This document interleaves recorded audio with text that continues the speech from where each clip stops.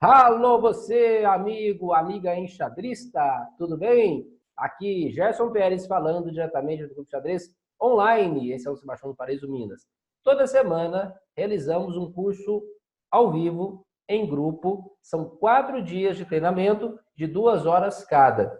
Começa ali na segunda-feira, depois vai para terça, quarta, quinta e nós vamos chegar aí na quinta-feira, fazendo o último treino. Então, são 8 horas de treinamento, onde nós pegamos temas específicos. Por exemplo, essa semana é o laboratório do enxadrista, em cima do livro do Sui Tin, que escreveu várias obras, uma delas, então, este livro. Este livro é de 1974 e traz assuntos muito interessantes que já já nós vamos falar, né, sobre o roteiro ali que tem nele, né, como que ele faz todo o desenvolvimento do livro e também, né, nós vamos trabalhar algumas posições aí como fizemos na aula 1, na aula 2, na aula 3, esse é o último treino.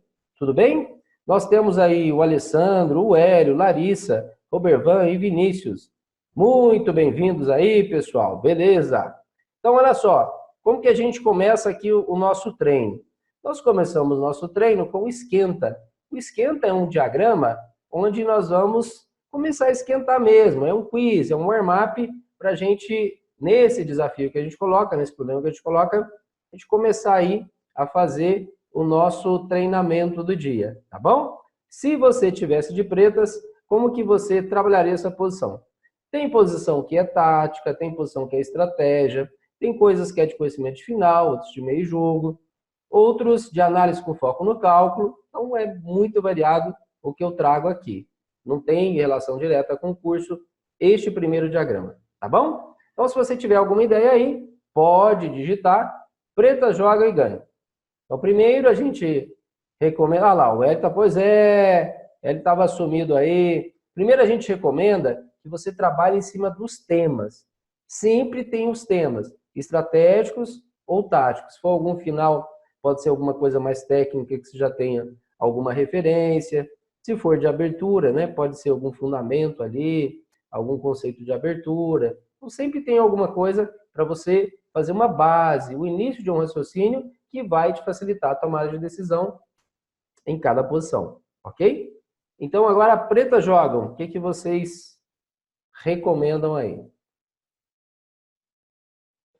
Nós já temos o Hélio recomendando dama H4, seguinte cavalo de G4. Tá querendo dar um matezinho ali danado, só.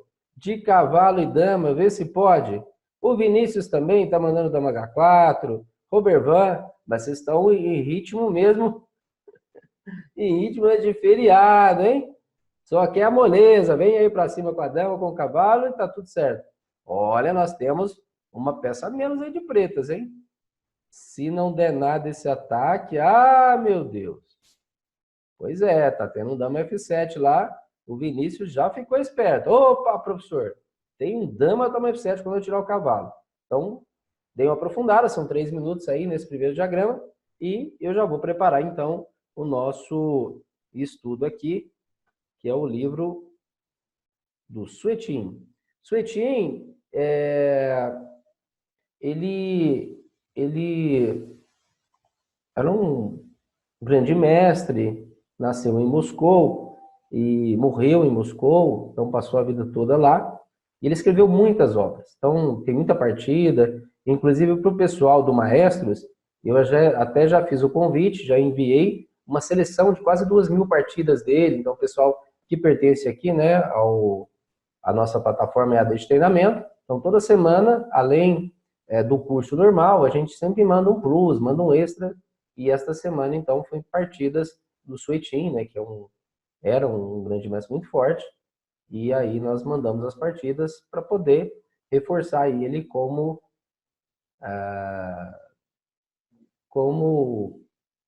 autor, né, desse curso que a gente está fazendo. O Alessandro vai lá, ó, dama H4, é isso mesmo. Então parece que dama H4 tá tudo certo. O pessoal está começando com o dama H4. Vamos ver se o dama H4 tá legal. Aí eu faço aqui rei G1. Como é que vocês continuam aí? Porque a galera toda tá pedindo esse dama H4. Então vamos lá.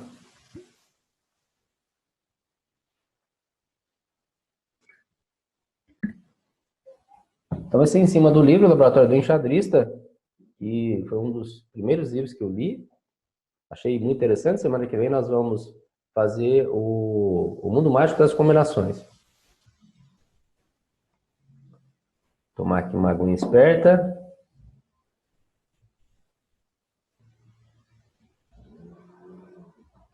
Então, dama H4 seguido de quê? Dá um chequinho, tá fácil, hein? Esse chequinho aí tá fácil. E agora? E agora? E eu achei então que ia estar aqui sozinho nesse feriadão. E a galera veio aqui também participar. Que legal. Bacana de vocês estarem aqui. Obrigado mesmo por prestigiar esta aula em pleno feriado. Ó, o Vinícius está seguindo ali. Cavalo G4, Obervan, torre de H8, brigando pela coluna. Torre defendendo o peão. O Guilherme tá achando. Ô, Guilherme, tudo jóia? Que bom que você tá aí, menino. Ô, mas que beleza. Guilherme aí presente. Nós temos o Alessandro, o Guilherme, o Hélio, o Robervão e o Vinícius.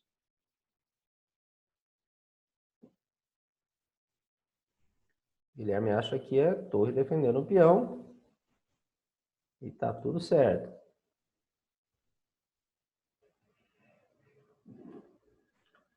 Então, podem pensar um cadinho, tem 3 minutos. E já já começamos o curso.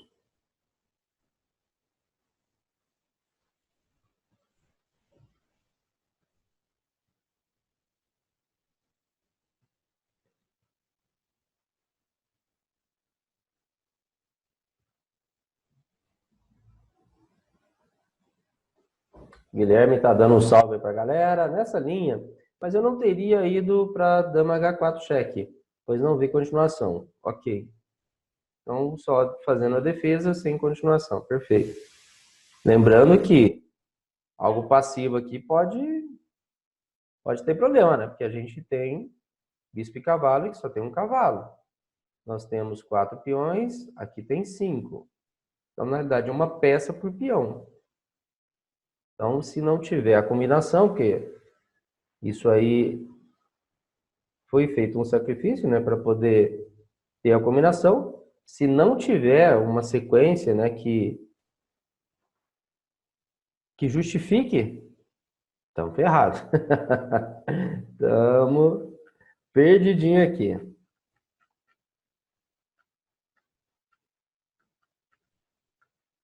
Alguém já viu falar desse livro? Já ouviu falar desse livro? Alguém já leu esse livro? O Laboratório do Enxadrista, é 1974. Ó, olha o Guilherme aí, rapaz, aprontando aí. Tô achando interessante, hein? Olha aqui. Tá querendo vir com Adão, tá querendo vir com o cavalo, tem problema de contra-ataque. Mas peraí, se eu tirar o contra-ataque, torre, toma, exclamou. Foi isso mesmo, rapaz? Esse menino sabe tudo. É isso mesmo. Beleza, torre, toma. E aí, como será que seguiu isso, hein? Torre, toma. Então, muito bem-vindo aí. Oscar, tudo bem? Então, Oscar se junta aí ao Vinícius, o Robervan, o Hélio, o Guilherme, o Alessandro. Edmar já esteve mais cedo com a gente, a Larissa. Robervan, tá tomando de torre, né, Robervan? Uai, tá dando qualidade, vamos tomar.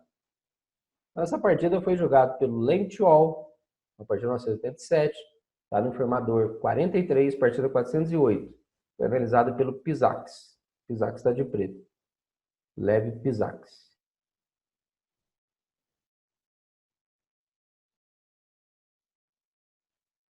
Então, pessoal, ó, inicialmente a gente tinha pensado no seguinte: fazer dama H4 e vir aqui, né? Pois é, esse aqui está dando problema exatamente pelo contra-ataque lá, ó. Como é que vai fazer contra esse contra-ataque, né? Olha aí. Vou jogar dama F4 agora.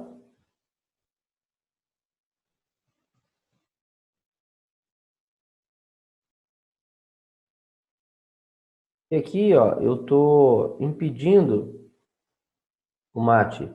E estou ameaçando F3. Como está cravado, vou tomar.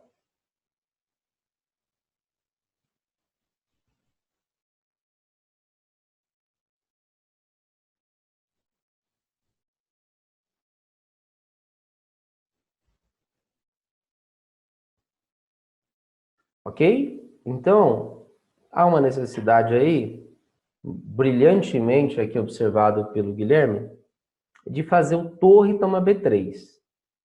Esse torre toma B3 vai desviar então, né? Aí ele vai fazer a retomada e se retomasse então, aí cheque, joga esse. E agora você não tem o tempo de entrar aqui. Você não tem o tempo de entrar, aí danou-se, porque como é que faz agora? Né?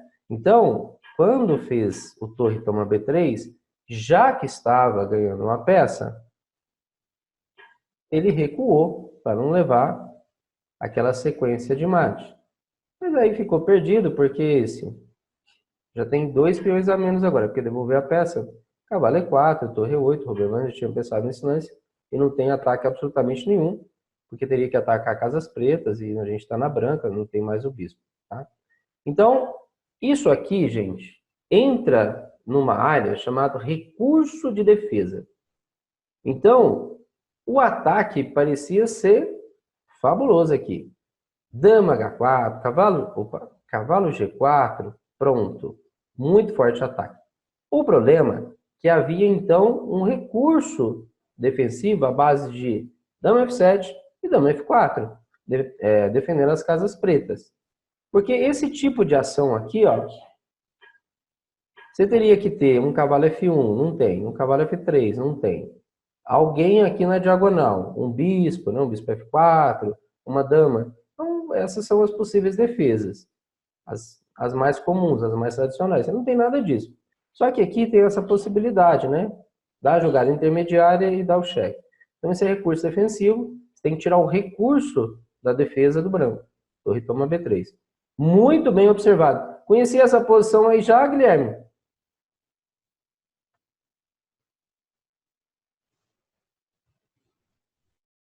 Não? Puxa, sua visão combinatória está aguçada, seu moço. Beleza.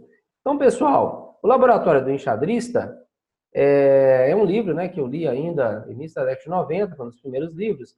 Ele tem pequenos capítulos, são aí, não exatamente capítulos, são 3 grupos, então são três temas maiores que ele desenvolve, e dentro desses 3 temas tem os subtópicos. Então, como se fossem subcapítulos. E aí eu vou fazer um resumo para vocês, já fiz lá na aula 1. Ah, tem treinado bastante tática, não tenho jogado ao vivo. Só resolvo tática e jogo xadrez diário. Mas tá afiado aí, garoto. Tô gostando de ver. Beleza. Então, pessoal, isso aqui é o que tem no livro, ó. As 3 partes. Formas e meios de aperfeiçoamento. Como é que eu vou desenvolver o meu xadrez? Então, esse é um primeiro grupo, onde tem um monte de temas diferentes. Aí o livro vem agora, teoria das aberturas e os meios de aperfeiçoamento. E fecha com o laboratório particular. Lembrando que a forma que a gente faz aqui não tem jeito de estudar o livro todo e nem pode por conta de direitos autorais. Nós, toda semana, nós trabalhamos um livro, mas é apenas uma análise do livro, onde eu pego, né, algum conteúdo dali, comparo com outros livros também que eu já estudei, ou que nós até já tratamos aqui, o que esse tem, o que o outro não tem, se são complementares ou não, o nível, né? Se é mais alto, se é mais baixo. Então, dou esse feedback aí para os alunos. Quando tem alguma partida que se relaciona, por exemplo, eu tento passar, suponhamos, a Lapin, a francesa que nós estudamos, então pego partidas de terceiros, quando tem partida minha, interessante, eu coloco. Então, isso é uma mescla. Eu pego o que tem no livro, né, até fazendo aí como se fosse uma sinopse do livro, e tentando instigar, inclusive, convidar o aluno a abrir esse livro e estudar. Porque foram livros, né, que eu fiz aí na minha formação ou trabalhei aqui com os alunos. Então, são todos livros que eu já estudei, seja como jogador, seja como professor. Vamos lá, então. Olha só, nessas três divisões, olha os temas legais que ele trata. Por exemplo, o alfa e o ômega do raciocínio no xadrez. Isso é um subtópico. A combinação e o cálculo. Então, quem não precisa, né, de uma precisão ali nas combinações, um cálculo mais rápido, mais profundo, por que se descuidam os mestres, né? Por que que eles erram? Métodos de adestramento da visão combinatória, o valor recíproco das peças, sacrifício pela posição, análise das posições típicas, o método de valorizar a posição, a metamorfose da posição, que às vezes isso tem lá no jogo como um grande mestre. Às vezes a partida, Kotov chamou de partida tempestade, partida calmaria. Só que às vezes numa mesma partida tem essa metamorfose. Você tem uma sequência de lances agressivos, de repente você passa a jogar um final ali sereno, tranquilo, com material igual, ou às vezes até com um peão a mais, né? Tendo que fazer a conversão, mas aí exige mais técnica. Aquela parte mais de xadrez de rua ali, street chess, né? Mais de luta, mais agressiva, passou. E às vezes é o contrário, você tem posições.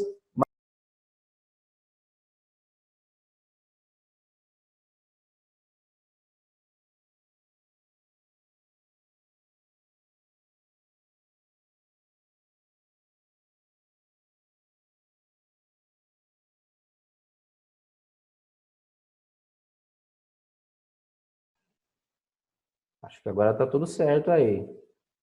Deve ter voltado. Acho que deu uma oscilação na internet. Tudo bem? Agora vocês estão me ouvindo de novo? Tá tudo certo? Acho que a sala deu só uma oscilação e voltou. Tá certo, beleza. Perdão aí, meninos, mas foi alguma coisa com a internet que deu uma oscilada. Aqui, inclusive, né? Que quando é algum problema é individual de cada um e tal, mas quando afeta todo mundo, naturalmente é aqui.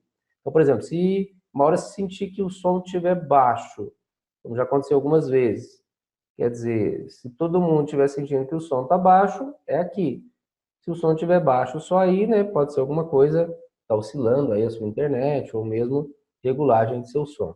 Então, tem problemas que podem acontecer aqui e tem problemas aí individuais, né, que acontece com a configuração do equipamento e também com a internet. Então, eu havia falado da metamorfose da posição, que às vezes ela está tempestade e às vezes ela está calmaria. Materialização da vantagem, né? Quantas vezes a gente fica superior, às vezes não consegue converter. A eleição dos movimentos, então a tomada de decisão, como é que ele dá as dicas aqui para fazer isso. Análise das partidas, antigamente as partidas ficavam adiadas, então depois de 40 lances ou 6 horas de disputa. E aí fazia o lance, envelope ali secreto e tal, né? O lance secreto botava no envelope, mas hoje já não tem isso. Então, agora no grupo 2, a teoria das aberturas e os meios de aperfeiçoamento. Princípios fundamentais da abertura, as aberturas fechadas e as abertas, conselhos práticos. O desenvolvimento da teoria das aberturas, relação entre abertura e meio jogo. Isso aí é muito importante, essa conexão. Não adianta estudar só abertura 10, 12, 15 lances e achar que já tá resolvido. Tem que fazer uma interação, uma conexão com a outra fase. E no terceiro grupo, ele separa o estudo das partidas próprias, muito falado pelos treinadores, o estudo da literatura e das partidas dos mestres e a formação do repertório de aberturas. Ok? Então, pessoal, todo mundo tem repertório de aberturas aqui? Todo mundo está contente com o seu repertório de aberturas? Eu tenho meu repertório, mas será que tem algum buraco? Tem alguma falha nele que eu preciso melhorar? Ou você acha que o meu repertório está redondinho, está tudo certo? O que vocês acham aí? Como é que é o repertório de vocês? Brancas e pretas, vocês têm a mesma confiança? Tem alguma dificuldade com um dos dois lados? Conta aí para mim como é que está o repertório de vocês.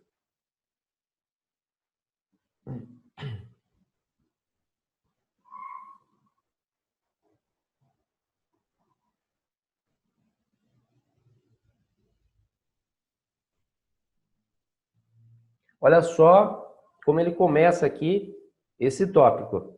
Quando o enxadrista começa a pensar sobre as aberturas que deve jogar, ele rapidamente deduz que não pode deixar de estudar a espanhola, a defesa índia, nem a siciliana. Então, de cara, ele já coloca 3 aqui que parece ser essencial. Ok, mas como é que ele faz isso?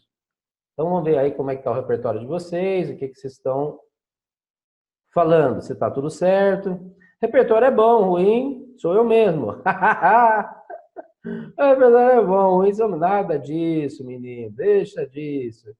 Eu não tenho ainda, queria entender meu estilo primeiro para saber qual abertura jogar. Ok. Ainda vou fazer o meu repertório, o Roberto está dizendo. O Guilherme estava dizendo isso, ó. E todo mundo diz que para iniciante tem que estudar táticas. Estou nessa fase ainda. Estou jogando a inglesa. Aí, Hélio, boa. O Hélio, lá no Maestros, tem um material bacana da inglesa. Não sei se você já foi lá, né? Tem isso como referência. Então, tem 4 videoaulas do GM Evandro Barbosa, um curso que ele fez aqui, de um mês, né? Ele fez em cada semana, ele fez um treino. E tem uma outra videoaula, que é como se fosse o curso condensado. Ele fez primeiro essa videoaula teve muito sucesso, e aí em seguida são 4 aulas de 2 horas cada, então são 8 horas de treinamento. Ah, esse material você já olhou, né? Legal, é importante. E aí lá na busca é só colocar a palavra-chave. Guilherme, de pretas costumo dar bem jogando de holandesa, pois o meu nível ela é pouco conhecida, me dá boas vantagens. Legal, na verdade, então, tudo é jogável desde que a gente estude. Tem coisa mais fácil, tem coisa mais difícil, tem umas que são mais táticas, outras mais estratégicas, tem outras, né, que tem que estudar mais profundamente, aí você vai precisar de mais tempo, outras são mais fáceis. Dá para montar um repertório por biografia, às vezes você gosta de um determinado jogador, você reproduz as aberturas ali, as defesas que ele joga. Às vezes você gosta de um determinado tipo de estrutura, um sistema, e aí você vai e estuda aquele sistema, quer dizer, há várias formas de você montar, né? Então, basicamente é variantes, sistema ou estrutura e adote um GM, né? Que é você repetir o repertório de alguém. Legal. Então, olha só o que o autor fala. Ó, pois ditos sistemas que eu havia falado aqui, né? A espanhola, a siciliana, a índia. Ó, pois ditos sistemas contêm tantas variantes e sutilezas, por isso que ele fala, como é que você vai fazer isso? Essas 3 aí, porque tem tanta coisa para você estudar. Nós já vimos isso aqui, né? Como é que faz? Basicamente, a abertura, você tem 4 coisas. Primeiro, onde você coloca as peças. Segundo, golpes táticos. Manobras estratégicas, que são recorrentes. Golpes táticos ali típicos, né? Daquilo que você está jogando. E correlação com o meio jogo através de partidas de modelo. Então ele fala, é que contém tantas variantes e sutilezas, e isso acontece em tantas partidas de referência que fica difícil nos orientar no imenso terreno de informação que tem nestas aberturas aí nas defesas. Então, como é que se faz isso? Sem dúvida, tem que superar essas dificuldades e não simplesmente ignorá-las. Mas isto se deve fazer se o enxadrista se considera preparado para tal fim. E tem um detalhe. Aqui no Clube Xadrez Online, nós estudamos 6 pilares. Abertura é 1, meio jogo, final, tática, estratégia e análise com foco no local. Todos os cursos, eles vão encaixar, né? Então, nós já temos aí curso para mais de um ano já tem a data deles, já tem o conteúdo, tudo encaixa nestes pilares. Então, é o que o autor está dizendo. Tá, mas espera aí, você vai ficar estudando só a abertura? E os outros pilares? E as outras coisas que você precisa fazer? Tá. Então, porque senão ele fala, ó, primeiro, como é que você vai estudar as outras coisas? Segundo, tem tanto material, como é que você vai fazer isso de memória? Aí que ele fala especialmente das partidas típicas de referência. Então, se você pegar algumas partidas de referência, olha aí o Fernando. Tudo bem, Fernando? Muito bem-vindo aqui no nosso curso. Estamos aí com o Alessandro, o Guilherme, o Hélio, o Robervão, o Vinícius e agora o Fernando, em pleno feriado, estudando xadrez aqui com a gente. Bem-vindo! Eita coisa! Tá. Então, o que que nós estamos falando? Nesse momento, né, dentre os temas que trata o Suetinho, seu livro Laboratório do Enxadrista, ele fala da necessidade de você ter um repertório. Ele cita algumas ali, mais tradicionais, para a gente estudar, porém, ele fala da dificuldade desse estudo, porque você tem que atacar os outros pilares. E ainda tem, né, que estudar ali as suas variantes, as suas linhas, os lances que acompanham essas linhas, as ideias para as brancas e para as pretas, ter partida de modelo. Então, quer dizer, é um desafio grande, né? Então, ele fala assim, o objetivo desse capítulo não é assustar o leitor, né? E sim ajudá-lo nessa tarefa. Então, ele fala que, de fato, é um labirinto, essa fase de abertura, né, a teoria das aberturas, e seria interessante você ter, então, algumas partidas de modelo, algumas partidas típicas dentro daquilo que você joga.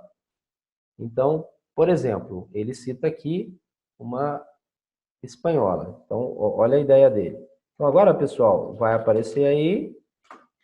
Pronto, mudou para vocês. Agora está aí tudo de volta. Então, E4, E5, cavalo F3, cavalo C6, bispo B5, Rui Lopes, espanhola. Então, bispo C5, variante clássica. Rocô, cavalo F6. Ou o contrário, né? Cavalo F6 aqui, a Berlim. Rocô, bispo C5.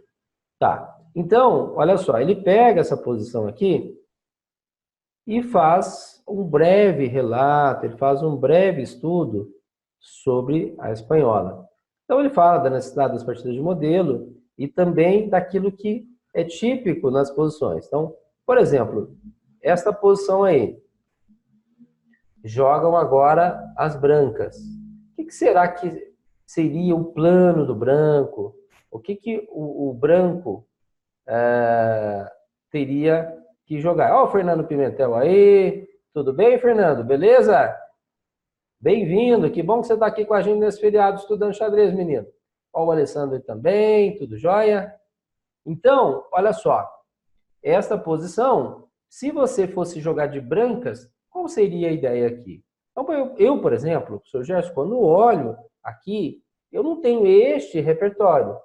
Eu não jogo este repertório.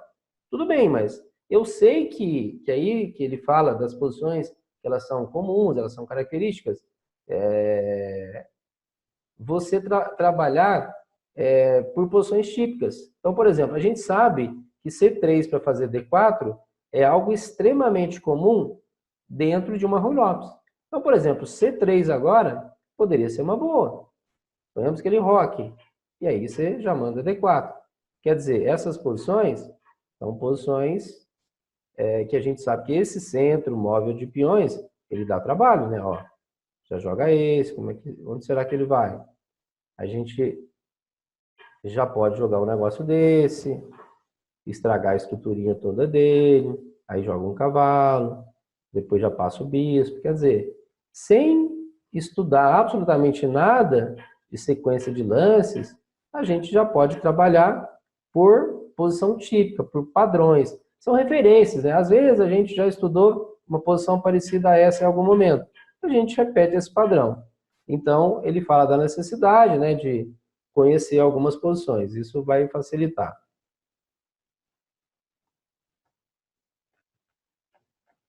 E aí ele dá uma sequência enorme aqui, onde ele tem aqui umas 5 páginas, né? Mostrando como joga, conhecendo a Rui Lopes e tal. Então, ele fala o seguinte, que tem que conhecer as variantes, se você está jogando por variantes, tem que conhecer as linhas, os lances que acompanham essas linhas. Só que você precisa de partidas de modelo. E as partidas de modelo vão te dar as posições típicas. Por exemplo, de novo, na Rui Lopes.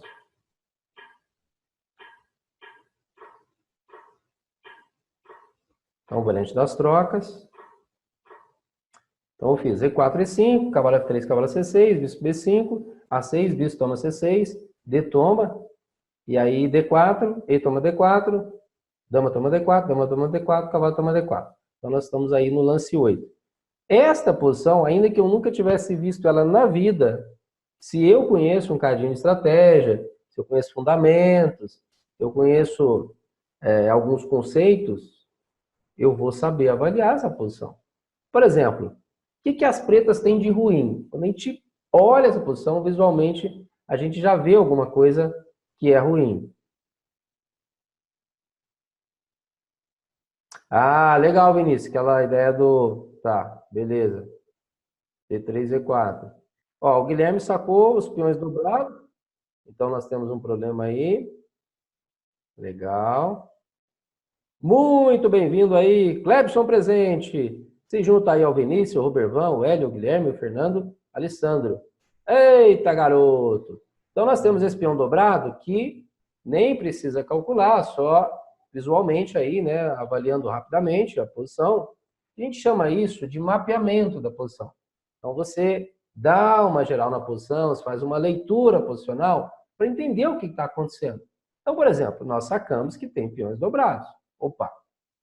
Peões dobrados entra no rol de xadrez, que tem xadrez que a gente chama dinâmico e estático. Tem posições estáticas, posições dinâmicas. As posições dinâmicas, elas são mais temporárias, então a gente pode perder ali a qualquer momento essa vantagem. Se a gente estiver em desvantagem nessa questão dinâmica, é mais fácil para a gente recuperar. Mas o estático é difícil. Como é que o cara desdobra esse peão? É difícil. Tá. Então agora, se as pretas têm problema que a gente chama de problema estático, tem que ver se no campo das brancas tem problema estático. Porque se não tiver problema estático, você vai ter que ir para o dinâmico.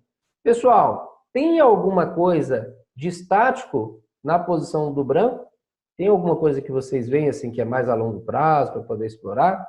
Um peão a mais? Um rei, por exemplo, que estaria exposto e a gente teria dificuldade para poder protegê-lo. Então, são coisas mais a longo prazo. Tem isso?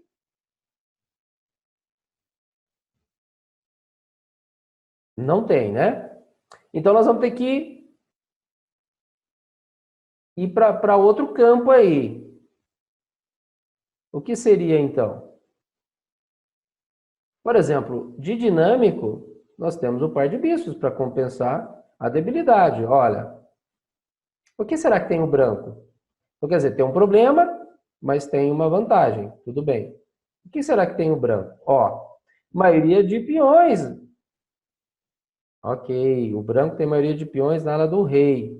E o preto não faz peão passado ali na ala da dama. Porque peão passado com o dobrado não consegue, né? 4 contra 3, você coloca eles em forma de V e não dá. Então, ó, o Guilherme sacou o que está acontecendo. 4 contra 3, tá vendo? Não precisa exatamente você conhecer a fundo a abertura que você pretende jogar para montar o seu repertório.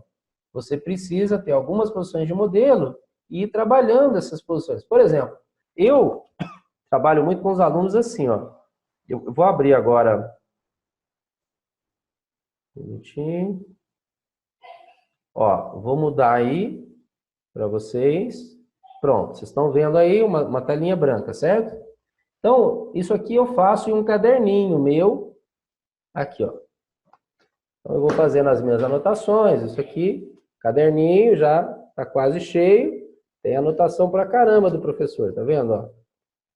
Então, eu vou estudando as coisas, eu vou anotando e criando as minhas referências. Mas, para ilustrar para vocês, pode fazer no computador, pode fazer no celular.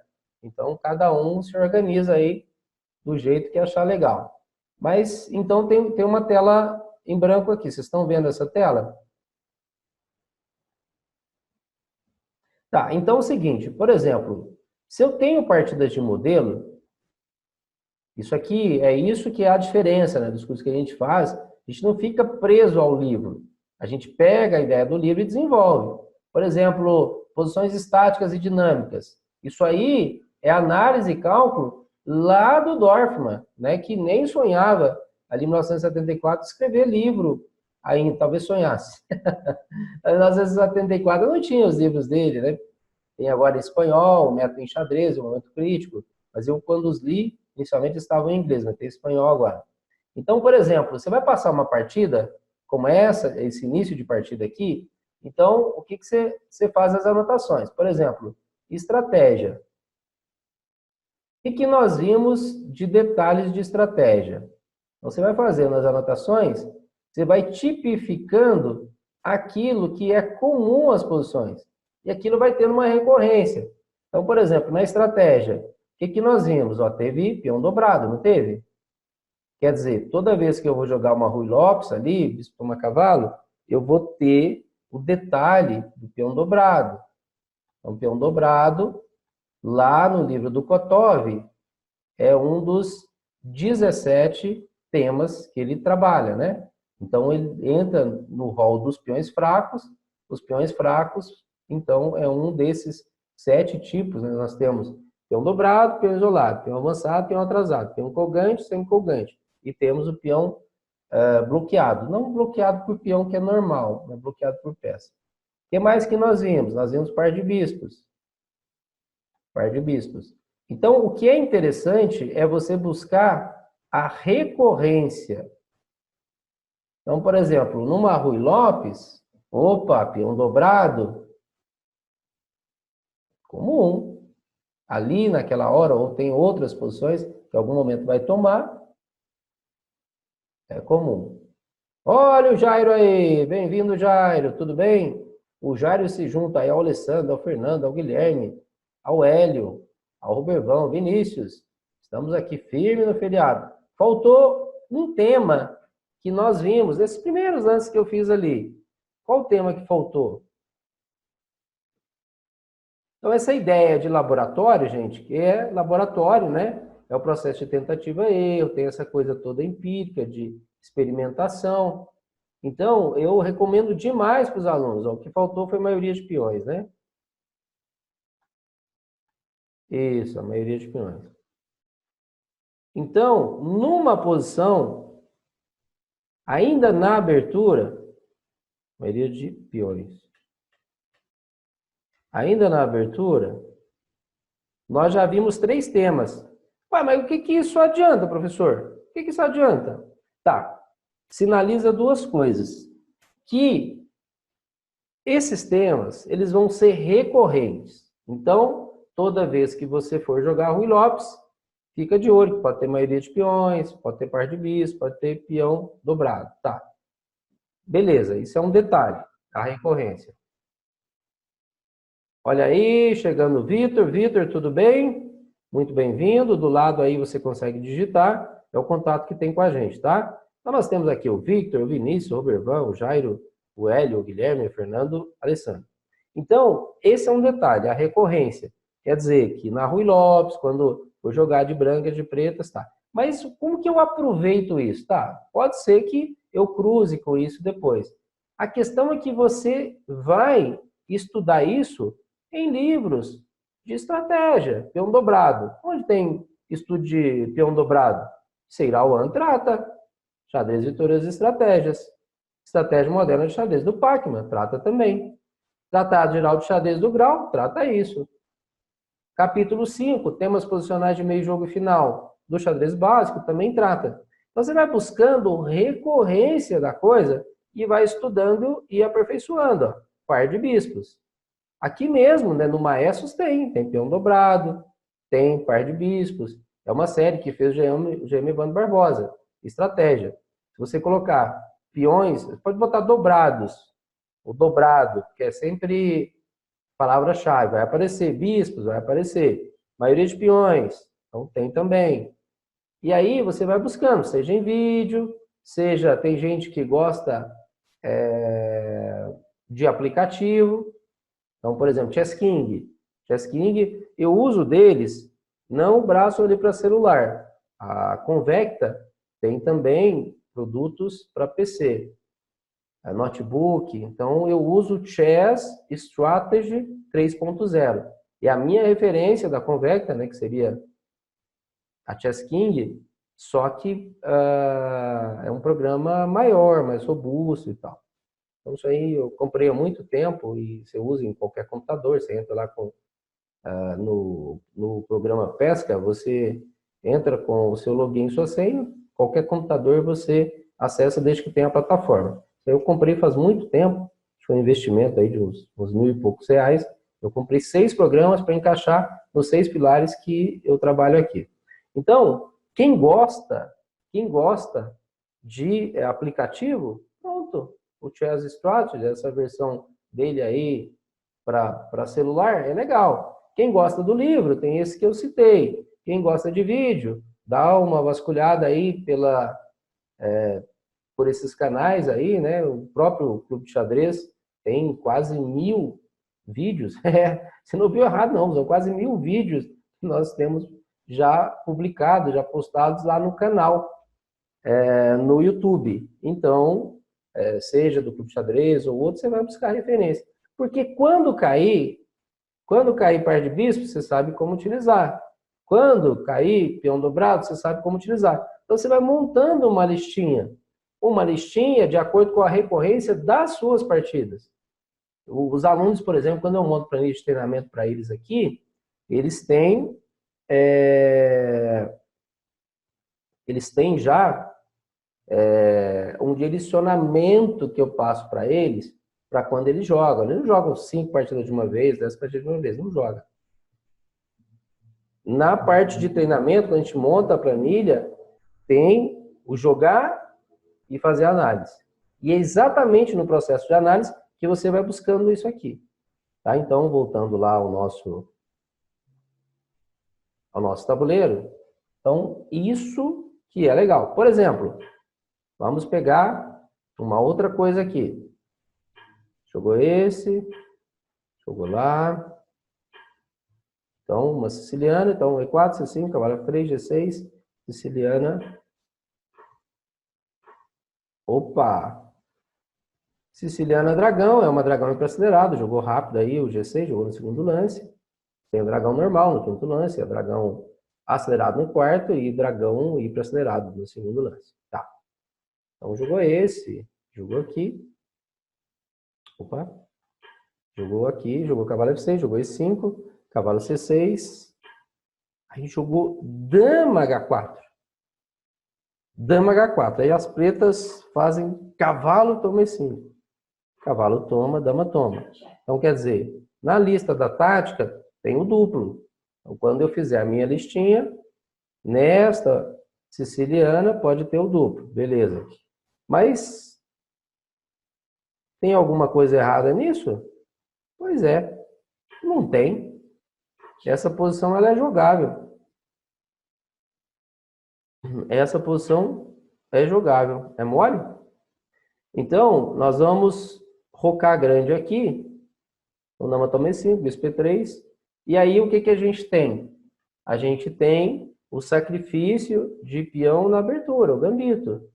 Quer dizer, que é provável, né, que você cruze com isso aqui. O branco vai ter o quê? Vai ter iniciativa. Vai ter o dinâmico. As pretas vai ter o quê? O material, vai ter o estático. Tá vendo? E com isso você vai montando as recorrências, de acordo até com as aberturas que você joga. Então, tem um cadinho ali de recomendação do Suetin, né, nesse capítulo, e tem um cadinho aí de recomendação do professor Gerson. Tá bom? Deixa eu botar mais uma posição aqui para a gente estudar, tirada lá do livro. Não é um livro muito grosso, ele tem por volta de 150 páginas, mas tem umas dicas interessantes e vários temas, né? Ó, então vamos lá. Aproveitamento tático da vantagem conseguida na abertura. Essa posição, o que diz a Engine? Vamos lá. Ela diz que está um pouquinho inferior, né? Porque a Engine é materialista. Mas está vendo? O peão que nós demos é um ponto, né? Aqui está 0,29, 0,39. Quer dizer, ele está vendo que o branco tem compensação posicional, senão ele daria 1,0. Está variando aí, né? 0,30, 0,40. Então, tá vendo? Tem a compensação. Mas sempre que tiver material, ele vai dar, ó, uma outra siciliana. Ele vai dar vantagem, só se for muito grave, porque ele é materialista, né? A Rendini. Que ele consegue tomar e se recompor. A gente toma e se ferra, porque a gente não tem todo o cálculo que o computador tem. Então, por exemplo, uma posição como essa, variante húngara da siciliana. Então, de novo, aí nesse quesito, a abertura que nós estamos passando agora, nesse momento da obra, né, que finaliza aí o capítulo. O que o branco tem? Tem uma dama extremamente bem posicionada. Então, ele tem o quê? Tem a atividade da dama, tem a centralização. Perfeito. Mas ele cedeu o par de bispos. Tá. Então, as pretas têm uma compensação. O par de bispos. Por exemplo, numa posição como essa, cavalo C3, cavalo F6, bispo G5, E6, roque, bispo E7, rei B1, rocou também. Agora a gente pode fazer torre de H1. Pronto. 11 lances, a gente já tem todo mundo jogando. E aqui ainda tem mais 3 peças para sair. Só que tem aí a força do par de bispos. O branco tem a dama centralizada. E agora vai ter até que tirar a dama daqui. Dama para 6. Dama D2. Tem uma outra característica da posição. Um rocô grande, outro rocô pequeno. Um vai na ala da dama, outro vai na ala do rei. Então, essa posição, por exemplo, cavalo D4. O cavalo D4 aqui, ou dama C7, para poder defender, né? F3. Aí você joga B4, cavalo E2. A5, aí você vai G4. Tá vendo? Então, a posição ela tem uma dinâmica. Ah, quer dizer que quando eu jogo variante húngara, o que é comum? É comum rocar grande ou tocar pequeno. É comum a centralização da dama. É comum ter o par de bispos. É isso que o autor fala. Que você trabalha por temas. Trabalha por recorrência, por referência. Né? Ele dá umas dicas assim, eu estou complementando com estudos aqui, né? Já feitos depois dessa obra, que é uma obra de 74, né? Beleza, pessoal? Joia? Então ele fala aqui, né, que que o branco tá mal aqui. Levamos um tático. Aqui não pode jogar G4 não. Aqui por enquanto ainda tá bem. Então H4 pode ser, cavalo G3, não é jogável. Esse aqui leva o tático. Então, aí, por exemplo, suponhamos que a gente jogue um desse e leva um tático em um treinamento. Então você vai lá e anota, olha, cuidado, porque quando joga esse, tem esse problema dessa peça, ela tá sozinha, né? Então, uma peça em defesa é tema de combinação. E assim, você vai ganhando aí mais conhecimento tático, estratégico, dentro daquilo que você precisa conhecer, dentro do seu repertório. Se você faz assim, puxa vida, daqui 1 mês, 3 meses, 6 meses, 1 ano, você tá uma fera, seu repertório tá fechadinho, redondinho, aí é muito fácil jogar na abertura. Depois tem outros desafios também, né? Então, vamos lá, vou botar uma outra posição. Ele fala aproveitamento tático da vantagem conseguida então na abertura. Uma partida bem jogada costuma ser assim. As brancas, ou as pretas, em algum momento, conseguem uma pequena vantagem. Costuma ser o branco, porque tem já esse lance inicial, né? Então, com o lance inicial, a gente já começa com um cadinho de vantagem. Ok. Aí, você vai jogando ali no meio jogo, opa, consegui mais uma vantagemzinha. Então, de ligeira vantagem, consegui vantagem. E agora passei para um final já com uma vantagem maior, ali, quase vantagem decisiva. Então, uma partida bem jogada, ela tem 3 fases. A abertura, meio jogo, final. Ela geralmente não vai acabar no meio jogo. E você vai ter que ganhar do seu adversário, ou pelo menos ser superior a ele, nas 3 fases. A não ser que saiu igual da abertura lá no meio jogo, um cometeu um erro mais grave e tal. Mas, em geral, a coisa é acumulativa. Você ganha uma vantagemzinha, sobe um degrauzinho, né? Mais uma vantagem. Soma mais alguma coisa. Então, nessa parte de xadrez posicional, estratégico, aí no campo das ideias, é mais assim, devagarinho, né? Com pequenas vantagens, ok? Então, vamos lá. E4, essa partida do campeonato da antiga União Soviética, 1969. Gufeld e Petrosian, ex-campeão do mundo aí, Petrosian, jogando aqui de pretas. E4, E5, cavalo F3, cavalo C6, cavalo C3, então abertura dos 3 cavalos, G6. D4, então, geralmente essas posições a gente trabalha com bispo C4, bispo B5, né? Também pode gerar fianqueto, mas D4 é o mais comum, né? Então, até se jogasse cavalo F6, uma abertura dos 4 cavalos, D4 é o mais comum. Peão toma peão, e aí a gente faz cavalo D5, já querendo entrar de bispo e aproveitar, ou bispo F4, mas bispo G5 mais forte, né? Já criando alguma complicação com as peças. Tá vendo? A vantagem de estar de brancas é exatamente isso. Você consegue botar mais pressão no adversário. Você tem um lance a mais. Aí o cavalo de G8 vai para E7. Agora a gente joga esse. Uau! Pode isso? Ora, o cavalo toma. Como assim, professor? Pode esse negócio? Tô achando que... Ah, gente, mas aqui não pode cair lá. Ah, professor, então eu tomo de bispo. Tá, aí vem lance do mestre. Se vocês estivessem de brancas, o que vocês jogariam?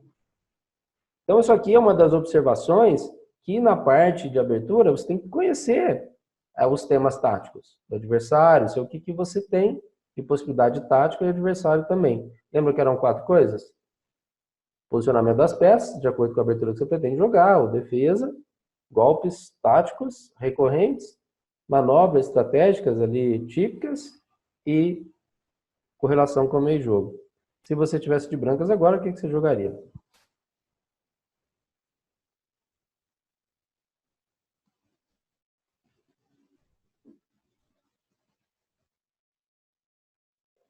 Olha o rei da tática aí. Esse Jairo não tem jeito. Falou que é tática, aí ele já vai ali em cima. O cálculo do homem é danado. Muito bem, Jairo, é isso mesmo.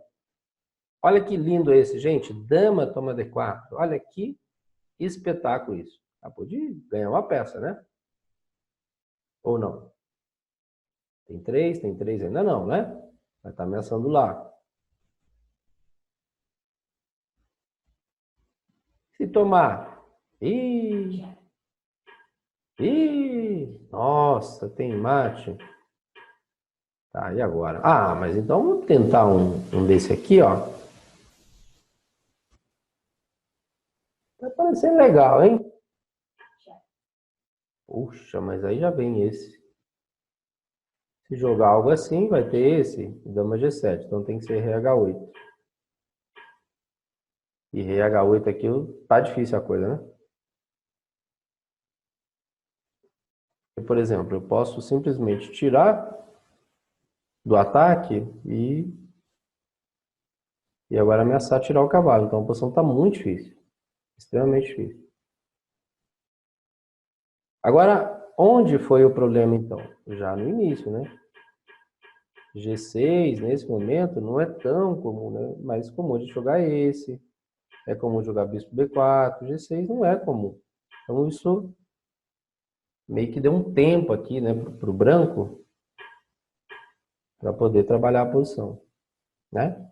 Então ele fala da necessidade de conhecer as posições, da vantagem conseguida na abertura, né?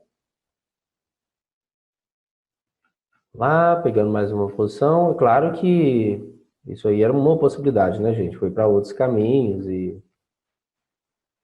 não ganhou assim, né? Petrosian, era o Petrosian que está jogando de pretas.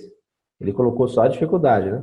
Relação entre abertura e meio jogo. Vocês sabem fazer a transição de abertura para meio jogo? Como é que se estuda a transição da abertura para o meio jogo? Quem sabe? Quem pode dar uma dica aí para a gente? Como é que a gente observa que terminou a abertura? Como é que se estuda isso? Como é que faz essa transição? E aí a gente compara aqui com o que o autor sugere. Então, hoje é o nosso último dia de treino e semana que vem nós vamos ter aí o mundo mágico das combinações. Sempre tem um treino por semana que a gente deixa aberto, a gente deixa livre. Ó, quando terminou o desenvolvimento, tá? Então, um bom Sintoma, quando termina o desenvolvimento. Chegou no meio jogo, todas as peças saíram. Então, entrada no meio jogo. Isso, aí o plano. Ó, tem até setinha aí, rapaz.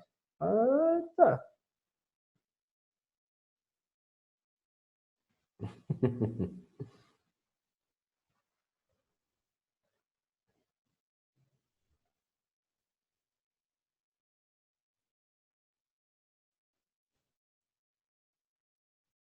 Mais alguém tem alguma dica aí? Nós estamos aqui com o Alessandro, com o Fernando, com o Guilherme, o Hélio, o Jairo, o Robervan, o Victor Vinícius. Quem ainda não mandou mensagem, tá? Tem aí um chatzinho que você pode se comunicar comigo. Às vezes você está participando pela primeira vez.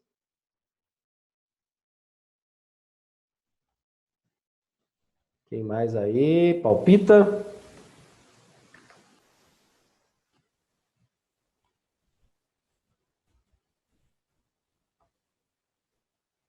Guilherme, essa parte de planos eu acho a mais difícil. Eu não sei bem se entendo esse conceito. Você não sabe o que é plano em xadrez? O que é estratégia, é isso?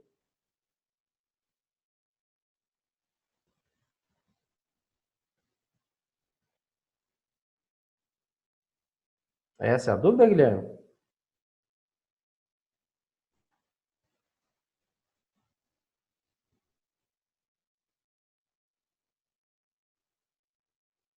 Você olha uma posição, por exemplo, você não sabe se precisa de lance de tática, de lance de estratégia, é isso? Por exemplo, um plano é algo complexo, como uma combinação, ou apenas levar um cavalo para um posto avançado. Jair Mestre, você foi a primeira pessoa que falou sobre planos. Eu estava ouvindo. Ah, da Mel. Exatamente. Minha dúvida é quão abrangente é o plano. Hoje é muito abrangente, né? Hoje fala-se até em mini planos. Então, à medida que a partida é como se fosse um xadrez mais fragmentado, e fala-se até em mini planos. Mas, por exemplo, a grosso modo, é o seguinte: esses dias está tendo Copa América e tal. Um técnico, geralmente, ele dispõe ali os seus jogadores em campo. Essa formação lá atrás, por exemplo, tinha o 4-4-2, teve períodos aí do 3-5-2. Então, é a formação que você coloca esses jogadores em campo, a distribuição, isso está já envolvido com a estratégia, o seu planejamento. Aí você fala, por exemplo, no lateral direito, olha, você, quando a bola estiver aqui com a gente, nós vamos fazer lançamento, você corre ali para a lateral direita, em pegando essa bola, você vai chutá-la para a área, e nós vamos tentar chegar pelo meio e mandar essa bola para a rede. Isso é tática. Quer dizer, dentro da estratégia de distribuição de peças, há aquelas ações para poder cumprir o plano. Por exemplo, eu tenho que ir numa cidade aqui vizinha, Passos, a 50 quilômetros daqui. É o meu plano. Agora, como que eu vou? Posso ir de bicicleta, posso ir de carro, posso ir de avião, difícil, né? Porque está do lado. Posso ir a pé, posso ir correndo. Então, as formas de condução tá ligado, então, à parte de tática. Mas eu vou mostrar duas situações aqui, fica bem simples a gente entender isso aqui. Essa posição que eu vou mostrar é da partida. Isso aqui é da partida Alekhine e Rubinstein. Então, olha só. Quando eu olho essa posição, a primeira coisa que eu faço é dividir o tabuleiro para ver o meu potencial de ataque das peças. Quer dizer, se eu estou com as peças tudo dentro do meu campo, não está pronto ainda para o ataque, não está pronto, não tem tática. Dificilmente tem, pelo menos. Então, a lista de elementos que eu vou utilizar aqui, né, que eu passo dois, então passo um, eu faço um mapeamento, uma leitura da posição para tentar entender o que está acontecendo. Se eu entendi que isso aqui, se eu tivesse peça lá dentro do campo do adversário, um monte de peça, um ataque também, então isso aí é no campo da tática, né? Já está tendo um choque entre as peças. Já eu coloco uma outra posição aqui e aí fica muito clara essa diferença, né? Quando começou aqui, quem estava desde o começo, ele já tinha um choque entre as peças. tinha peça dentro do campo do outro, ou com possibilidade de entrar, tinha peça no campo próprio, tinha diferença ali de material. Mas então, a tendência aqui é que você ainda tem que fazer manobras com as peças para chegar a uma posição de tática. Não está pronto. Você tem que trabalhar a posição. Tá. E aí, dentro desse passo 2 da lista de elementos, o que eu poderia buscar aqui? Olha, a coluna. Coluna é um tema da estratégia. Olha, casa fraca, duas casas fracas. É um tema da estratégia. Casa fraca, a gente tem da terceira até a sexta fileira. Ah, legal. É que tem estratégia, tudo é estratégia. Só que tem umas de execução mais longa, outras, né, que a posição é dinâmica, ela vai mudando, né? Então, por exemplo, uma hora você está com um par de bispos. Às vezes você troca aquele par de bispos por um peão a mais. Mudou o plano. É outro, olha, eu ia jogar ali uma sequência longa de lances com meus bispos, espremendo o adversário. É que você vai, como se fosse um trampolim, você vai passando de um tema para o outro. Isso é muito comum nas partidas. Por isso que é bom, né, você conhecer vários temas para você ir jogando com esses temas. Bom, então você tem ali duas casas fracas, você tem a coluna. Se você faz um comparativo de peças, você tem um bispo com problema, a posição ela é fechada. E o bispo é ainda de mesma cor, né, dos peões mais centrais. Então deu problema. O que o Alekhine pensou? Que eu vou jogar cavalo B3, agora é execução. Agora, isso aqui é a execução. Então, a tática, você tem os temas da tática que pode dar uma combinação, perfeito. Mas eu estou dizendo aqui de você executar, de você fazer uma ação. Isso encaixa, então, em tática, né? Como se você fosse fazer um procedimento. Por exemplo, você chega, o médico fala o seguinte, olha, não tem jeito não, cara, você vai ter que fazer uma cirurgia do coração aí para poder resolver o seu problema. Então, o plano é a cirurgia, não tem jeito de fugir daquilo. Agora, o procedimento, aí é no campo da tática, ok? Então, vamos lá. Então, por exemplo, se jogar um B4 para poder ativar o bispo, a gente faz aí um cavalo C5, cavalo toma, dama toma, porque como é que vai deixar esse cavalão aí? Aí, dama toma, como é que vai deixar essa torre? Esse bispo ataca aqui a torre. Torre C8, por exemplo, tem que brigar para essa coluna, como é que faz? Bom, aí o branco, feliz da vida, porque chegou exatamente na posição que ele tinha vislumbrado quando começou. Então é esse final que ele quer. O plano todo dele aqui era tirar essa peça por essa. Então era chegar no final de cavalo contra bispo. Essa torre com essa torre. Então, buscando os temas táticos, você consegue ter essa visão. Esse cavalo com esse cavalo. Pronto, chegou aqui onde a gente quer. Então, você visualiza onde você quer ir e com as peças você faz essa ação. Por exemplo, essa posição que eu vou colocar aqui, ó, já não tem manobras. Não tem necessidade de fazer manobra. Porque a posição, ela já teve manobra. A posição que eu vou colocar aqui foi jogado pelo Tal, em 1972, na Olimpíada. Está lá no informador 14, partida 183, contra o Tima, o gêmeo holandês. Então dá uma olhada nessa posição. Ó, já tem peça dentro do campo adversário, já pertinho ali do rei. Tem peças que podem chegar, ó. Os cavalos, quer dizer, eu não estou exatamente dentro do campo do adversário, mas eu posso acessar, eu posso entrar nesse campo a qualquer momento. Então, nessa posição aí, jogada pelo Tal e o Tima, o Tal já fez um torre e tome 5. Um torre e tome 5. A oposição ela já tem choque entre ela. Ó, cavalo F6 já fez cavalo G5, que atacou aqui, atacou lá, ó. Então, nesse choque, não tem jeito de fazer plano aqui. Você pode fazer uma combinação, mas é tudo no campo da tática, né? Você vai ter que cálculo ali de curto prazo, médio prazo, longo prazo. Mas está vendo, é diferente. Quando você trabalha com a estratégia ela é mais realmente ali a longo prazo. Vai melhorar uma peça sua, você vai reagrupar. você vai matar a ação de uma peça do adversário. Por exemplo, você está jogando ali um bispo contra cavalo. Você tem que matar a ação desse cavalo. Você pega os seus peõezinhos e você vai matar a ação desse cavalo. Então, são planos. E aí acabou, né? Porque agora faz cavalo aí e ele já abandonou depois de cavalo E6. Esse joga aqui, dama G4.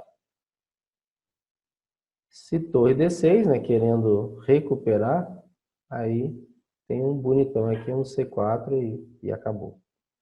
Então, fazendo essa divisão, se você pode acessar o seu adversário com várias peças, você já tem peça dentro do campo do adversário, o adversário dentro do seu, a tendência é que vai ter tática ali para tudo quanto é lado.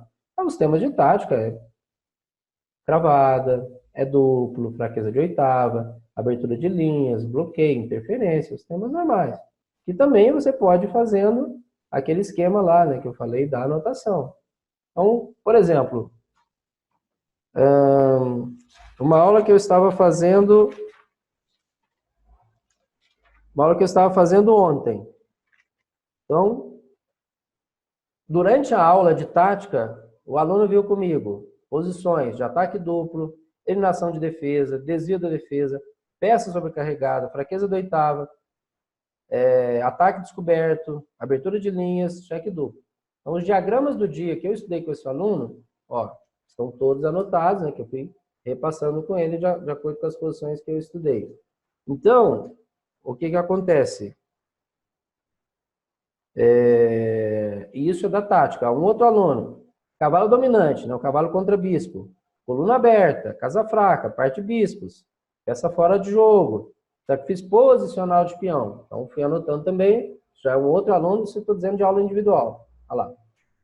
A gente vai passando as posições e vai buscando os temas, a recorrência de temas, e nesses padrões, a gente chama de tags, né, como se fossem marcadores, você vai marcando ali coisa de tática na mente do aluno, coisa de estratégia, ele vai reconhecendo esses padrões depois.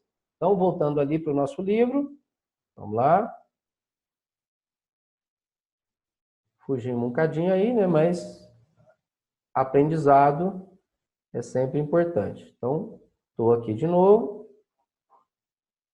Vou pegar a posição. Então, relação entre abertura e meio jogo. A problemática do meio jogo é o seguinte.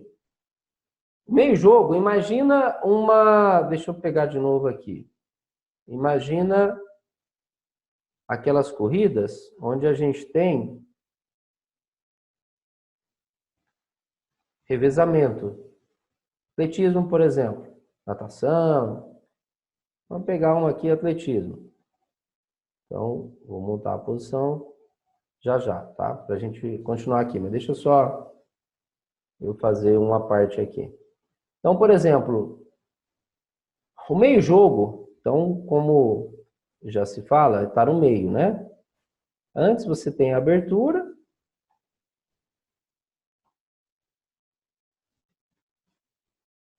E aqui você tem o final.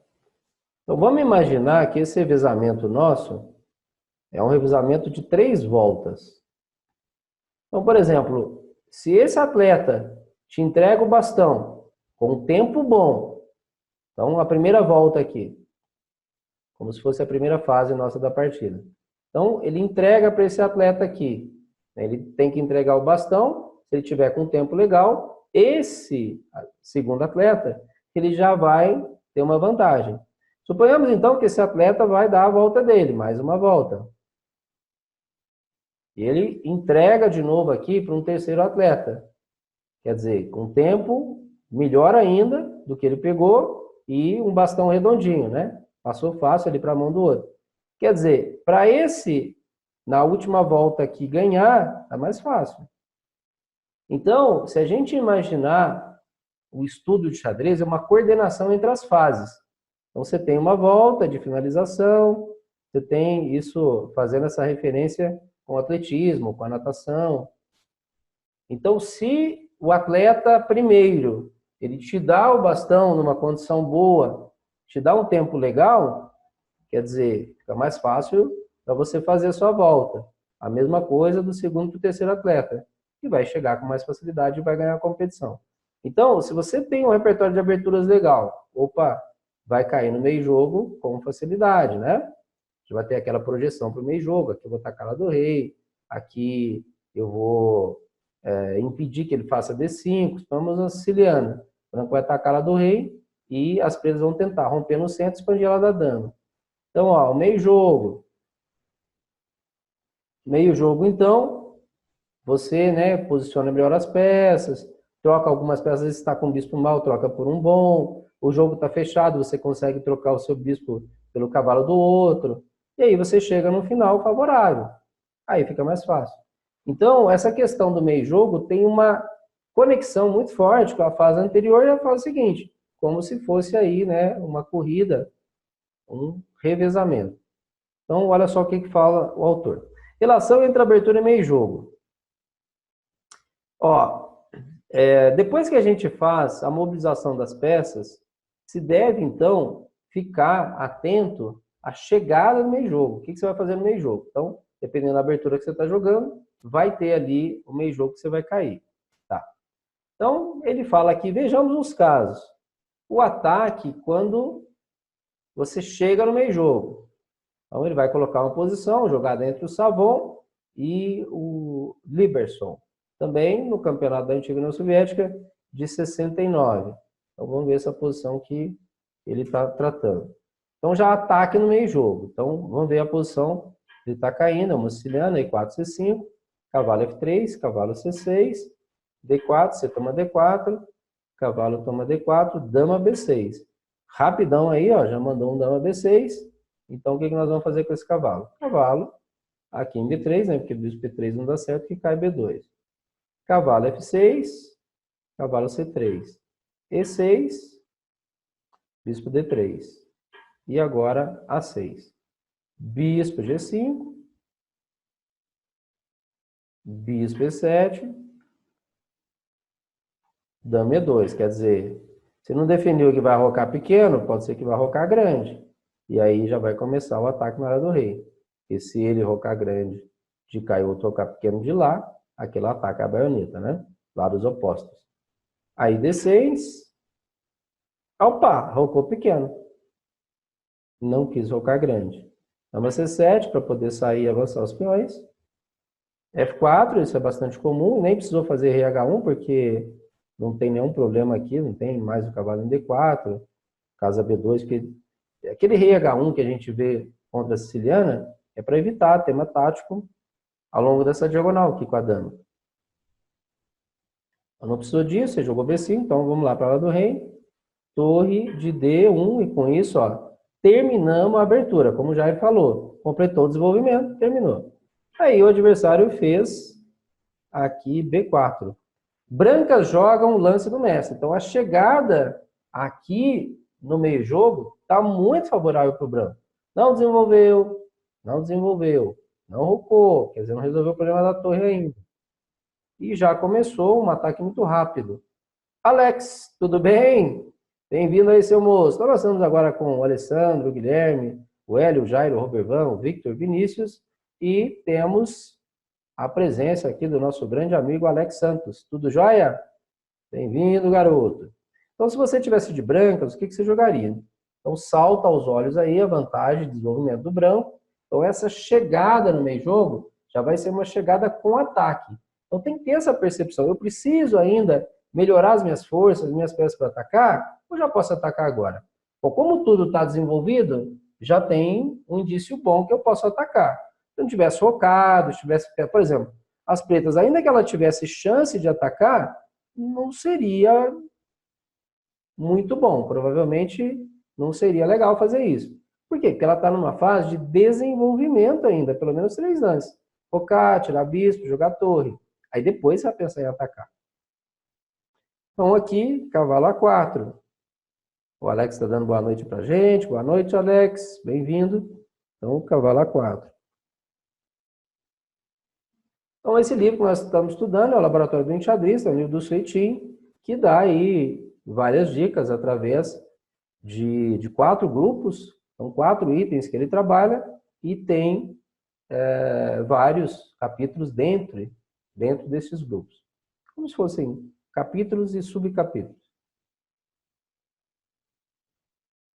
Então, temos já um lance candidato. O Robervan está querendo fazer aí cavalo A4. O cavalinho dele foi atacado e ele simplesmente está tirando esse cavalo.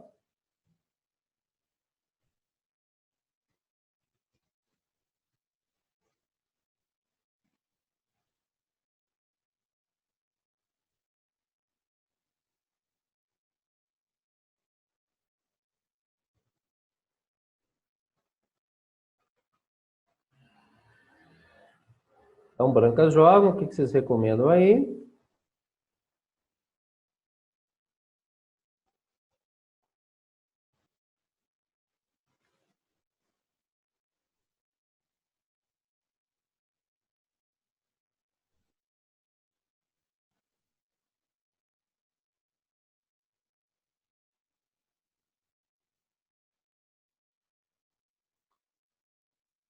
Ó, o Jairo está trabalhando com uma ideia do bispo F6, cavalo D5.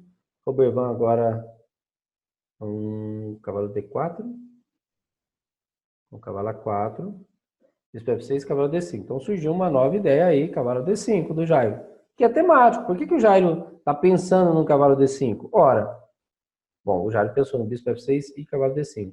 Ora, porque várias partidas que o Jairo já viu, por exemplo, Labirinto Siciliano, que é o livro do Polugaevski, tem um monte desses cavalos D5 lá. Quem já viu as partidas do Tal contra a Siciliana, as partidas do Fischer contra a Siciliana, Kasparov, tem um monte desses cavalos D5. Quer dizer, isso é temático. Esses temas que são recorrentes é o que a gente tem que entender. Os lances, quase sempre, porque as partidas vai ter ali um caminho próprio, não tem repetição, uma partida igualzinha à outra inteira. Então, o que você tem que guardar são os temas, os fundamentos, os conceitos. Para que você veja a posição, você pega algo que você já estudou e você adapta aquela nova realidade, surgindo, então, uma nova posição. Mas nada do zero, sempre tendo um conhecimento prévio, um conhecimento anterior. Para de fazer um lance desses, tem que calcular muito. Se você perde material e não consegue, né, gerar ataque, vai perder. Então, esse é o problema da combinação. O que é a combinação? A combinação seria um sacrifício. Pois é, combinação envolve sacrifício.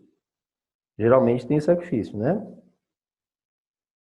Visando gerar um ataque sobre o rei do adversário, coordenar as peças do adversário e aí você recuperar esse material. Então, geralmente é uma ação ali muito rápida, às vezes muitas jogadas forçadas até, para você conseguir recuperar. Então, é diferente do sacrifício posicional. Você entrega um peão, às vezes, mais raramente tem uma peça, para descoordenar a posição do outro, assim, mais a longo prazo, você conseguir recuperar. Então aqui, gente, cavalo D5, ó. Lance fino aí, né? Que fez o branco, o Savon. Esse foi o 37º campeonato da antiga União Soviética, essa edição de 1969. Já mandou um cavalo D5. Esse golpe tático é comum nestes tipos de posições. É isso que ele está falando. Apenas o Jairo, por exemplo. O Jairo é um jogador muito forte. É uma pessoa inteligente. Mas, na realidade, ele não precisa ser tão forte, não precisa ser tão inteligente para achar um cavalo D5. Porque muitas e muitas partidas que o Jairo já passou, né, pela vida enxadrística dele, ele já viu um negócio desse aqui. É comum. Então, já aparece ali, né? Cavalo, então, D5. Aí ele fala: as brancas sacrificam uma peça com a finalidade de atacar e criam um perigo sério na coluna aí do rei, na coluna aí, ó, L de volta, na coluna do rei. Então, um grande perigo aí.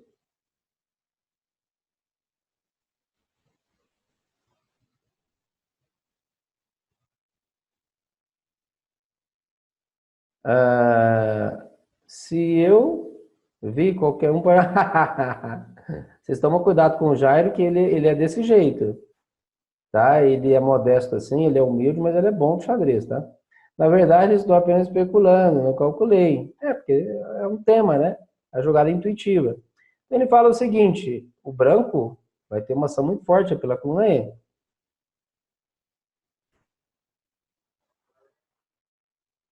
Então, aceitou o sacrifício, peão toma.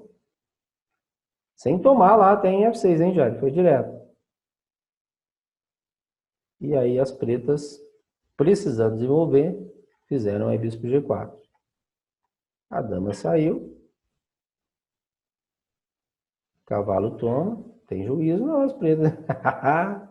O rei tá ali, quer nem saber, só tá tomando. Dama E4. Cavalo B6. E agora, um fino aqui, ó, F5. Já tem problema, tá vendo? Quando o branco vai melhorando, ativando as suas peças e gerando sacrifícios, até mais sacrifícios ali, né, mas visando a abertura de linhas, é imediato, tá atacando agora, é para já. H3, ó, essa peça já não tem saída aí. Vai ter que tomar, tomou aqui. D5.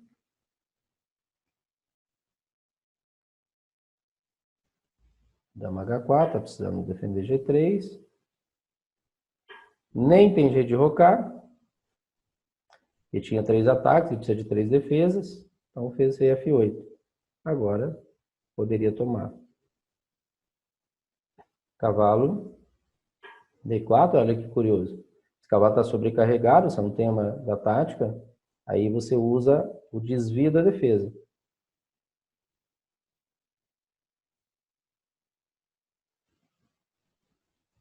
Você viu? As pretas foram muito gananciosas. Perfeito, é isso aí, muito gananciosas.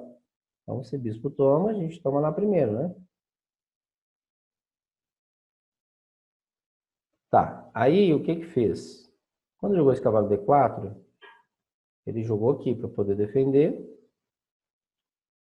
e entregando a vantagem de estar com vantagem. Quando você está com vantagem material, aí você tem a possibilidade de devolver parte desse material, todo o material, para poder equilibrar.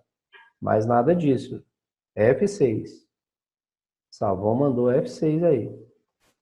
Peão toma peão.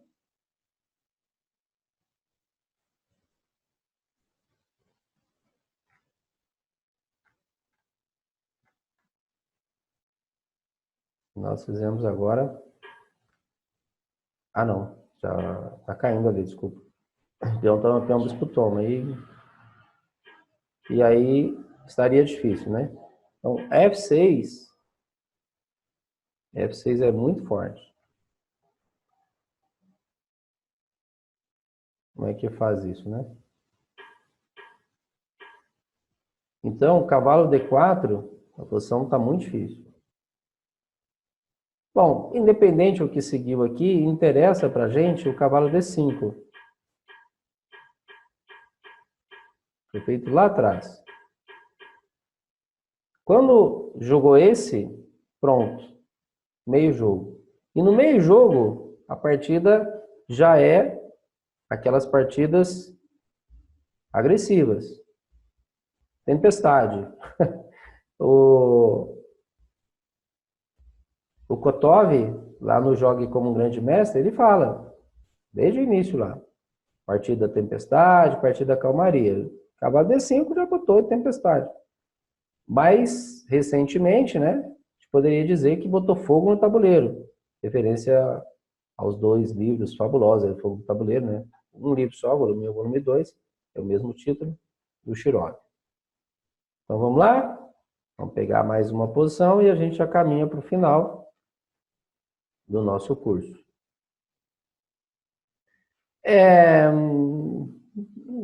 Nem tanto. É temático.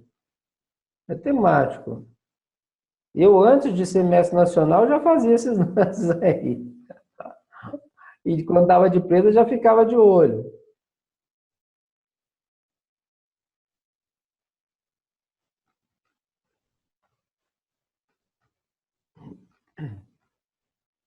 Vamos pegar um outro tema. Aqui eu fico dividido, né? Tem uma câmera em cima, tem um monitor grande, onde eu estou passando os lances aqui, um monitor de 22 polegadas, e eu tenho do lado onde fica o conteúdo, né? Por isso que eu fico aqui olhando de ambos os lados. Ele tem um capítulo legal aqui, o desenvolvimento da teoria do xadrez, no que diz respeito à abertura. Mas ele fala agora de uns conselhos práticos, saca só. Você acha que o problema das pretas começou com dama B6? Dama B6, muito cedo dama B6, né? Porque o normal de dama B6 e aí dá o famoso peão envenenado é aqui, né? Ó, o A6, a Najdorf, aí bispo G5, aí dama B6. Então, por exemplo, dama D2, toma. Então, esse dama B6 aí é bastante temático. Tanto é que essa variante é uma variante do peão envenenado. A variante de Gotemburgo, mas popularmente variante do peão envenenado. E tem essa ação de novo aí, mas as pretas estão querendo voltar para casa aqui, com um peão a mais. Se der tudo certo. Ah, tô de volta aqui. Hoje sem tosse. Esses dias estava dodói, mas graças a Deus estamos de volta. Hoje estive, né, tomando aí o meu último remedinho. Esses dias tive uma gripe forte, né, mas já estou restabelecido. Mas ainda bem que não paramos aqui, né? Com tosse ou sem tosse, seguimos aí o curso a semana toda. Valeu. Melhoramos aí, graças a Deus. Até a voz está melhor, né? Ó, então, olha só. O domínio dos princípios gerais capacita o enxadrista para conhecer conscientemente as variantes da abertura e faz com que o raciocínio seja mais eficaz e mais claro, né? Então, toda vez que você tem conceitos, por exemplo, quando eu fui fazer o livro Espírito da Abertura com o Joel, a preocupação era ideias de brancas e de pretas. Quando você passa ideias ali de brancas e de pretas, independente da abertura que caia esse aluno, ele vai ter a referência. Ele vai ter referência. Olha, aqui eu nunca vi essa posição na minha vida, eu nunca vi essa variante, essa linha, não sei o que jogar aqui. Mas ele vai encontrar um lance, às vezes não o lance principal ali, que o jogador que conhece jogaria, mas ele não vai fazer um lance ruim. Não vai fazer porque essa tomada de decisão para ele é mais fácil, mesmo ele nunca tendo visto. Porque tem princípios que a gente segue, desde os básicos, lá, centro, desenvolvimento, espaço, tempo, como outros, né, mais elaborados ali para a abertura. Então é o que ele fala, quando você tem aqui os conceitos, né, você joga essas variantes de forma mais consciente, ali a coisa fica mais eficaz e mais clara. Porém, o conhecimento da teoria das aberturas exige atualmente um desenvolvimento especial da memória, que deve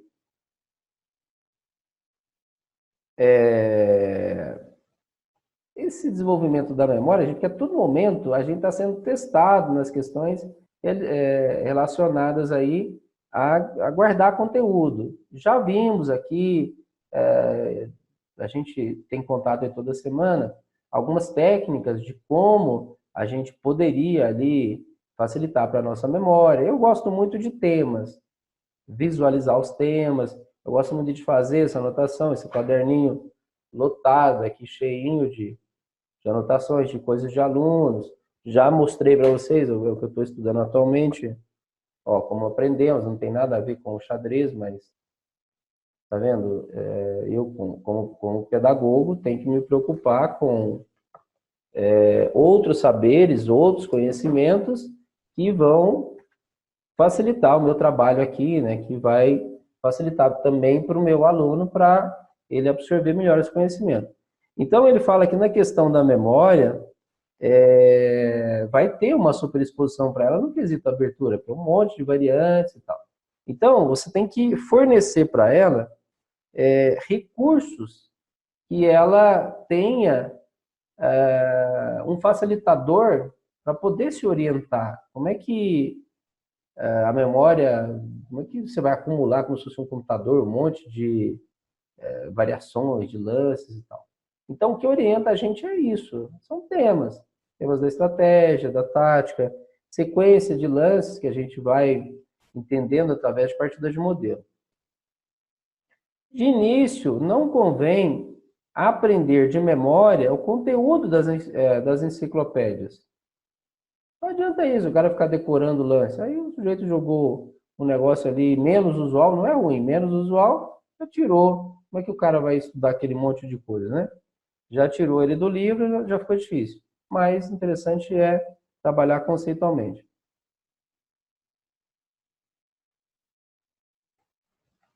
Ele fala que não adianta ficar decorando isso, né? O aperfeiçoamento do modo de jogar individual, né? Cada um tem um estilo, um jeito de jogar. Basicamente, hoje é estilo universal, é estilo estrutural, estilo dinâmico. Então, você é mais posicional, um xadrez mais estrutural. Você é mais tático combinatório, xadrez dinâmico. E você consegue ser mais camaleão, jogar no ataque, na defesa, joga peão dama, peão rei, calce, né? Parece um camaleão jogando aí. Então, você é o estilo universal. Então, ele fala que o único meio para se aprofundar as aberturas, ou pelo menos um meio mais fácil, é você conectá-lo com o meio-jogo. A gente faz isso demais aqui com os alunos. Se você não fizer esse link, essa conexão com o meio-jogo, é muito difícil você guardar ali as posições. Muito difícil. Porque entra nessa ideia da visualização do que você quer fazer. Onde você quer posicionar. Por exemplo, eu vou terminar ali a abertura. O que eu vou fazer com as peças? Eu vou, por exemplo, ó, deixa eu ilustrar para vocês aqui. Isso aqui é uma Rui Lopes, variante aberta, especialidade do Anand. A6, bispo A4, cavalo F6, focou. O Anand gosta do cavalo tome 4 aqui. Tem muitas partidas dele com essa recorrência. E aqui o branco faz D4, as pretas jogam B5. Esse.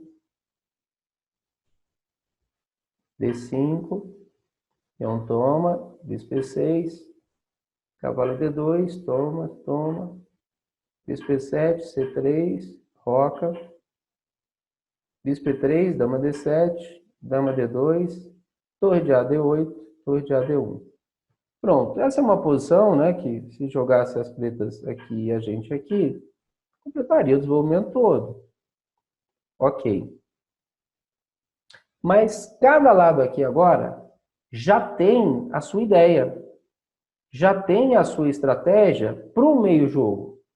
Já tem uma direção, já tem um caminho baseado na posição das peças, nessa distribuição aqui.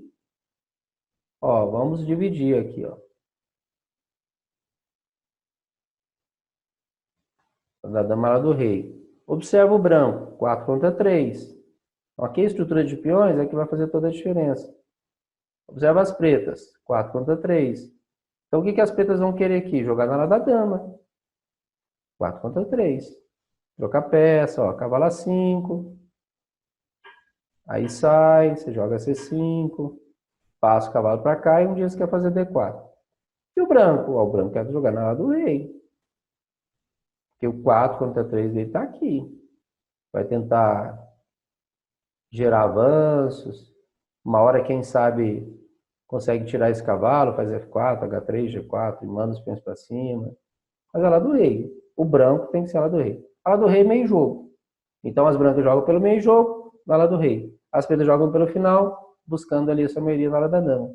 Então, terminada a abertura, eu já tenho toda uma projeção ali no meio-jogo e, quiçá, até uma possibilidade de final. Então, fica muito mais fácil, né? Então, como devemos nos guiar para escolher uma abertura? Cada enxadrista tem, então, o seu perfil, né? A sua persona. Não tem que esforçar-se para recordar de um número grande de variantes. Nem convém usar sempre as mesmas, né? Se for temporada com uma, se for jogar por estrutura, pode mudar as estruturas. É necessário dispor de certo conjunto de aberturas. Eu, por exemplo, de pretas, contra E4, eu tenho 3.